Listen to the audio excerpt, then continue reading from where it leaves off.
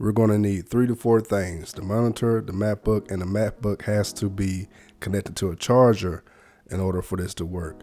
And if you don't have an HDMI port on your MacBook, you'll need an HDMI adapter. For newer Macs, you'll need the USB-C to HDMI adapter. For older Macs, you'll need the display port to HDMI adapter. Now, as long as you have all 3 or all 4 of the things I just listed and everything is powered on, all you have to do is just plug it up and you're good to go. And if you ever want to tweak the settings, the display settings, just select the Apple icon on the top left-hand corner, go to System Preferences, go to Display, and then from here, you'll go to Display Settings. From here, you can mess around with whatever you like, but that's about it. Since this is a quick video, if you have any questions, just leave me a comment.